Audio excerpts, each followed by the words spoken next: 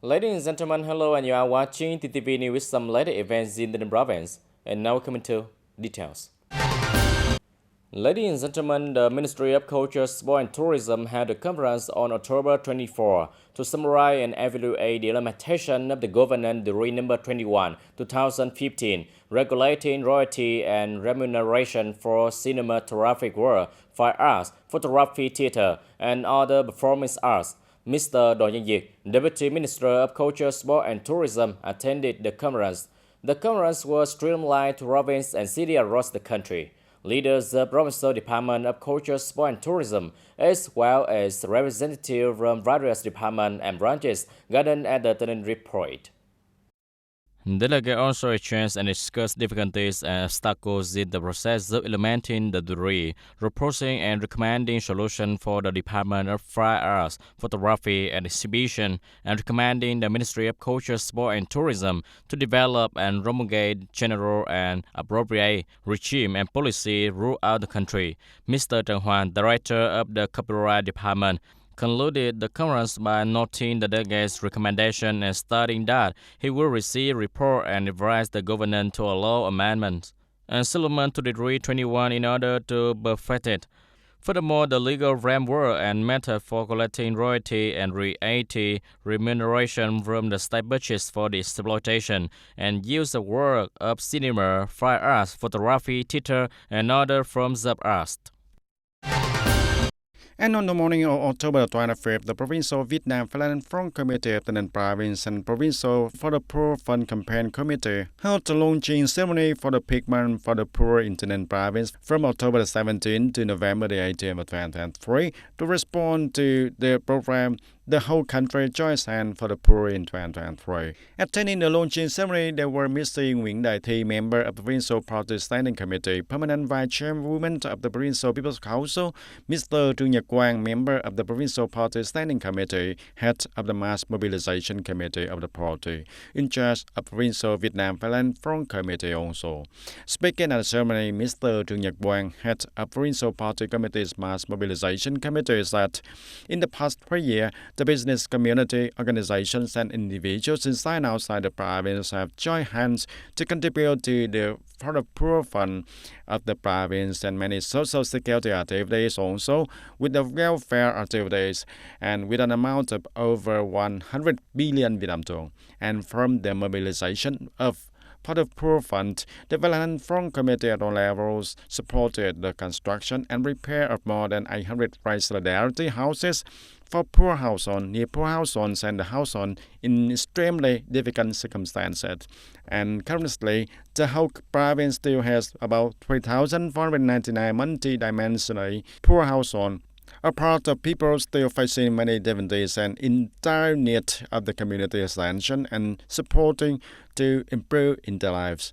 In order for the Pigment for the Poor in 2023 to be implemented effectively, the Vietnam Philanthropic Committee of the province calls on the associated units and organizations and also the enforces business and the people in and outside the province of Tây Ninh, promotes the tradition of solidarity in the spirit of mutual love and for the love for the poor and the good subjects of Vietnamese people with the most practical actions. On this occasion, many organizations, units, companies, businesses, and individuals also have registered to support the Provincial Fund for the Poor in 2023 with a total amount of over 3.2 billion Vietnam dong. And in the health system development planning until 2030, Tây Ninh province focuses on building a modern and sustainable health system which combines specialized and the specialized healthcare with the universal healthcare, harmoniously combining disease prevention with the medical examination and treatment, rehabilitation between the traditional medicines and modern medicines to effectively serve the people's healthcare. Specifically, in the period of 2023 to 2030, the province focuses on building a synchronous disease control and preventive health system with a modern technology capable of predicting and controlling infectious and non-communicable diseases and the diseases related to the living environment. Encourage the development of non-public healthcare also. The goal by 2030 is to have 11 doctors per 10,000 people and 32 hospital beds per 10,000 people in TayNinhTV province. And TayNinhTV province public health system has 5 provincial hospitals, 9 district town and city have the health centers, and 94 commune, ward and town with the exist of the health stations. Attract investment to build quality service area at the medical centers and build regional polyclinics in some industrial parks also. And ladies and gentlemen, after 3 years of implementing the OCUB program, the entire TayNinhTV province has 68 products recognized as meeting the One Commune One Products standards of 3-star level or higher. In particular, in 2023, the One Commune One Product program will continue to deploy and replicate in non-localities in the province. According to the statistics from the Department of Agriculture and Rural Development, as of early October 2023, there were 3 districts and towns evaluating and classifying district level of OCUB products, including the Goyou with 2 products with 3-star levels, Tân Châu 6 products with 3-star levels, and Hoa Thanh with 1 product recommended for 5-star level and 4 products for 4-star level.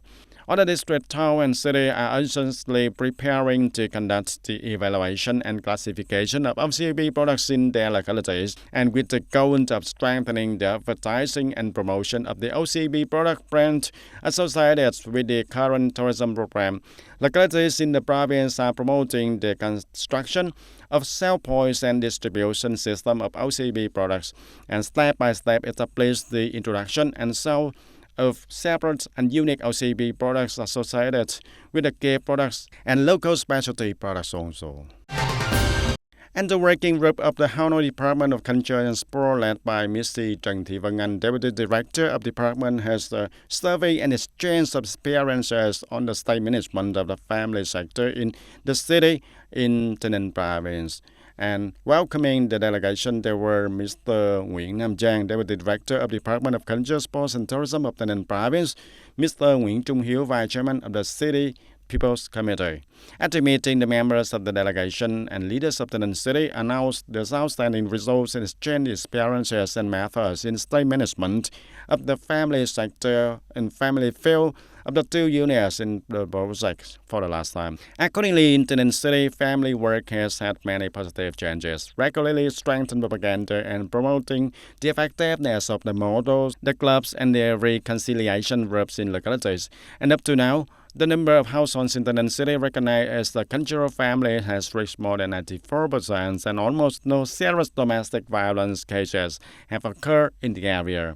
Mrs. Trần Thị Vân Anh, Deputy Director of Hanoi Department of Culture, Sports and Tourism, highly appreciated the result achieved by TayNinhTV City. At the same time, she also shared more about the effectiveness of family work in Hanoi City in recent times. And on this occasion, the 2 units also gave the souvenirs and wishes for good health and expressed their desire to continue to maintain a sustainable relationship of exchanging, learning, and studying the experiences to build a stronger loyalty and at each unit. In order to country-tie decision number 924 dated August 2nd, 2022 of the Prime Minister approving the digital transformation program in building new rural areas towards smart new rural areas in the period 2021-2025, the People Committee of TayNinhTV Province has just issued a plan to implement this content. Accordingly, the digital transformation in the rural construction in the province is also based on 3 main pillars: digital governance, digital economy, and digital society. For the digital governance, striving 2025 on the basis of digital technology, 100% of provincial work records, 90% of district-level work record, and 80% of commune-level work record are processed in the online environment. In the development of the digital economy to promote the rural economy, the province strives to 2025, at least 70% of communes have already, 70% of district-level production-related model associated with the consumption of key agricultural products, and 50% of model associated with raw material areas with digital technology application. with the digital society in building new rural areas, striving by 2025 at least 40% of unit, commune and district level provide at least one essential service in health, education, community supervision, security, and other, environment, culture, and organize to collect feedback on people, community, satisfaction about the results of building a new countryside through the online application. More importantly, by 2025, the province tried to build at least one smart commune according to outstanding fields in the province. It's the basic for summarizing and multiplying a large area. And the provincial police organized a training on plastic waste prevention and control in the provincial police force in 2003. Attending the training class were more than 100 officers and soldiers working in the police units, district, town, and tenant city. And Master Nguyễn Thị Mai Liên, Deputy Director of the Center for Natural Resources and Environmental Engineering of Đồng Nai Province, conveyed the party guidelines and legal policies on the state and the government and the Ministry of Public Security also on the law of environmental protection and plastic waste prevention, which emphasized and discussed in depth of the two topics about the harmful effects of plastic waste. Plastic bags are difficult to decompose in environment and knowledge of waste classification and collection at source, preventing and combating against the plastic waste throwing.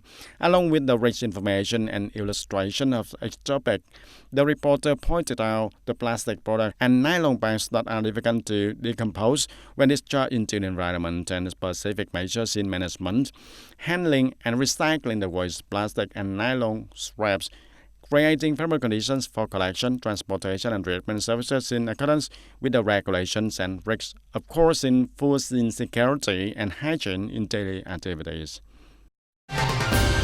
And recently, the TayNinhTV Provincial Agricultural Extension Center and Tân Châu District Agricultural Extension Station are coordinated with the People's Committee of Tân Hội Commune to organize the technical training on the motto of the Center Agricultural Extension project on building the new cassava variety associated with the consumption factory in TayNinhTV Province in 2023. At the training class, the farmers heard Mr. Dương Thanh Phương, in charge of Tân Châu District Agricultural Extension Station, introduce the new varieties of cassava that are absolutely resistant to leaf mosaic disease, suitable for the local climate and also the soil conditions in the province, and has been recognized by the Department for Production under Ministry of Agriculture and Rural Development, and also allowed to circulate and produce in the southeast region. And currently, there are 6 newly recognized cassava varieties, including the SN1, SN3, SN5, SN36, SN80, and SN97. And here in Tân Châu Agricultural Extension Station clearly stated the advantages and limitation of each cassava variety so that the farmers can identify and choose the cassava varieties for production to suit each type of land and layout suitable for production season. Besides, the station also offers the farming procedures and intensive production techniques and some specific and technical advances in pest and disease prevention on cassava. In order to help workers settle down and lose their job, over the year, businesses in the core industry have always spent a large amount of money to invest and upgrade the collective housing system for minors. However, due to the limited number of apartments, many workers still do not have stable accommodation. To meet the needs of employees, units in the industry have also actively associated with local authority and investors in projects to advise and support workers in accession policy towards social housing ownership. To facilitate the care of children, Mr. Bùi Đức Ngọc families were arranged by the Union of Nam Corns Company to lie in the worker apartment building according to the unit policy. With the accumulated capital after many years of work plus the family having a new member, Mr. Ngọc plans to buy an apartment under the social housing project to make living conditions more comfortable. For workers like us, we really want to own an apartment for a better life. If I have information about the project, I will find out and also look forward to the company's support in terms of funding and procedure. In order to meet the needs, unions in the industry have also actively associated with local authority and project investors to advise and support workers in assessing policy towards social ownership. For customers in the core industry, we currently provide very specific advice related to the order, procedure, component, and recourse. In addition, with the residential loan program of the Policy Bank, the support is in the direction of creating a focal point so that customers can borrow according to the residential program. According to information from the People Committee of Quảng Ninh Province, 3 social housing projects have started and is expected to complete about 1,580 apartments this year. With the support of local authority, businesses dream of owning a house to settle. The business of tens of thousands of miners will soon come true. And ladies and gentlemen, after 10 years of implementing the movement of all people protecting the national security from the central to the local levels and localities, there has been a new development step in many rich content and firms, arousing the raised strength of the people in ensuring the security and national security and defense, maintaining the political security and order and safety for the society. The coordination between the police force of the Vietnam Violent Front Committee and the member organizations from central to local levels is increasingly strong, proactively detect early, fight, and effectively prevent all interesting and interesting activities of hostile forces.